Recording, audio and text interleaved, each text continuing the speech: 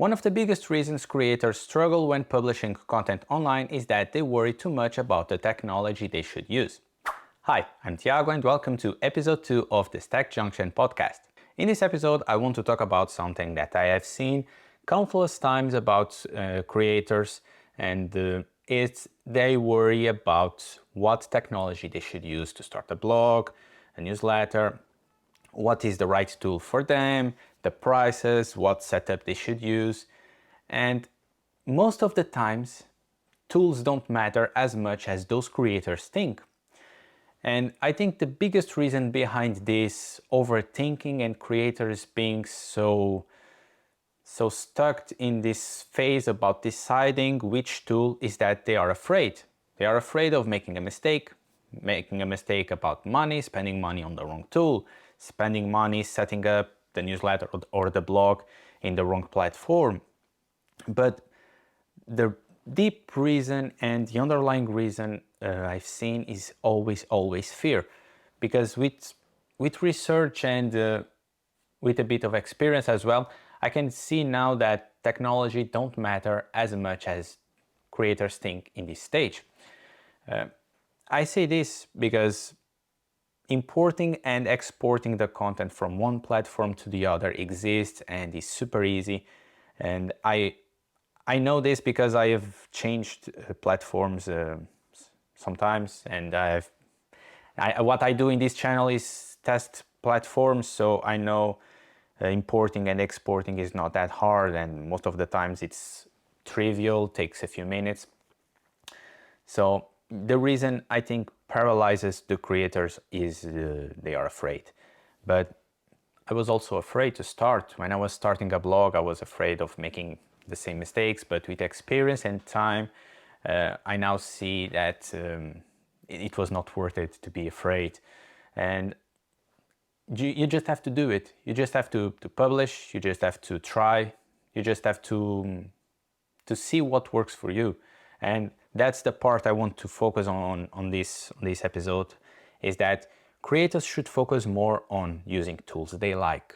Because if you don't like using a tool, doesn't matter if the tool is good or if it's bad. If you don't like, you will find it harder and you will not enjoy the creative process and the publishing and all the things that is needed to keep going and publish until you find the success you want. So the focus should be more on using the tools you like and sharing good content no matter where you publish that content. For example, I did not like using WordPress. WordPress is a good tool, but it's complicated. It has lots of problems that I will not talk about today. But I did not enjoy it, and I had to stop using WordPress. I was fighting against WordPress for so many months, trying to make it pretty, setting up things in a way I liked, and it was all a distraction from the things that matter.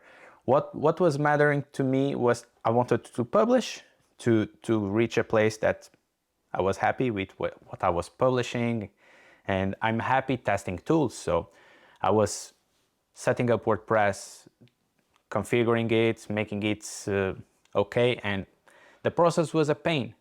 And it was until I decided, okay, enough is enough, and I was looking for another solution. And I found a tool that I liked. I liked using that tool, and I use it still today. So that's when something changed for me, and I overcome that fear, and I was keep going and publishing. I went from publishing one article in 3 months to publishing one article every week for more than 6 months. It was completely different when I changed to using a tool that I liked. And that's a big difference. Use tools you like. If you want to use Substack for your newsletter or for your blog, it will not be the best tool in the world. I know it's not the best tool in the world for many creators, but it doesn't matter if it is the tool you like. If you like using WordPress, use WordPress. That doesn't matter as much. I like to use Ghost, and I use Ghost, and I will defend Ghost, and I will keep publishing on Ghost, and I will keep showing people that Ghost is a great tool for bloggers. So yeah, it's the fact that you have to use something you like. If you like, you will publish, and if you publish, You will be happier because you started publishing online because you are a creative person and you want to share the things you know with other people. And if you don't publish, you don't create something. And I know how frustrating it is to not publish when you are struggling with fear and being afraid to share. Yeah, I also feel that way. So you have to publish good content no matter where. And today I also want to share some examples of people that do this, and to show that technology don't matter as much as you think. For example, Steve Todd, not the politician, it's Steve Todd, the SEO consultant. He has a newsletter called SEO Notebook. You can go to seonotebook.com. He has a website. I think he's using WordPress. The last time I checked, it was WordPress. But how he sends the newsletter is something that I found incredible. He says he has more than 50,000 subscribers, and every week he sends an email with a note he calls notes from his SEO book.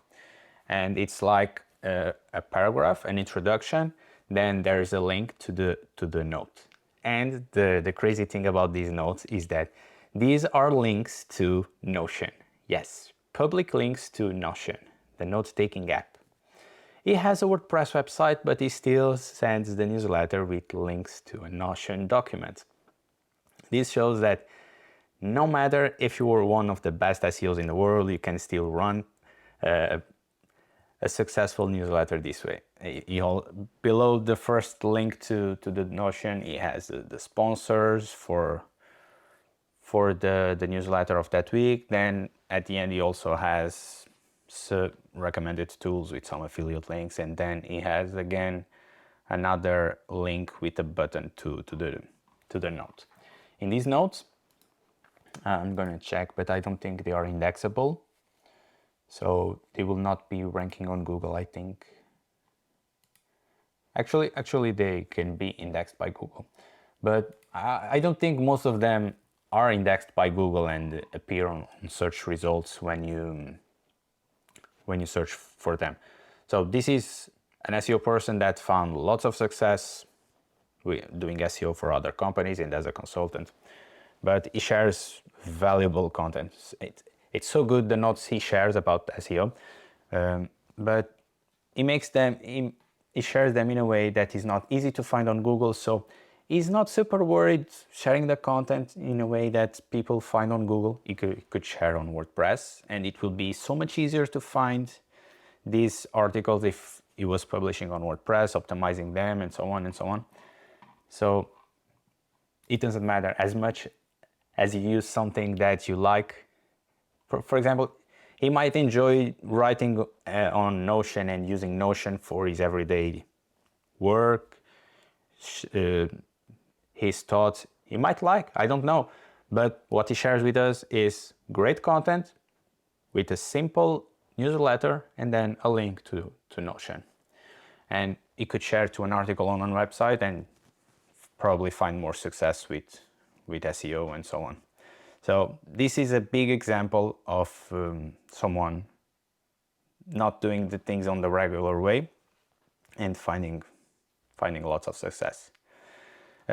Another example was someone that once reached out to me, and the email was something like this. Hey, my boss is using Gmail to send the newsletter, and now he wants to move on to use another tool that is more suited for sending newsletters. So sending him newsletters from Gmail is not recommended. It's like you send an email to a bunch of people at once. It's not a good practice for several reasons. But he had lots of subscribers and people that wanted to receive the newsletter. So what mattered there was the content, not the platform the person was using, because Gmail is not good for newsletters. So yeah. So I suggested a new tool and they were happy with my suggestion, and they are probably using it now. We have not kept in touch too much. So it was just a question, a reply, and back and forth, and that's it. So this shows that creators, again, should focus on publishing where they like and doing things they like. Yeah. That's all for this episode, and follow me on YouTube and the podcast as well. The podcast transcriptions are available on my website as well, thestackjunction.com, and that's all for today. See you next time. Bye-bye.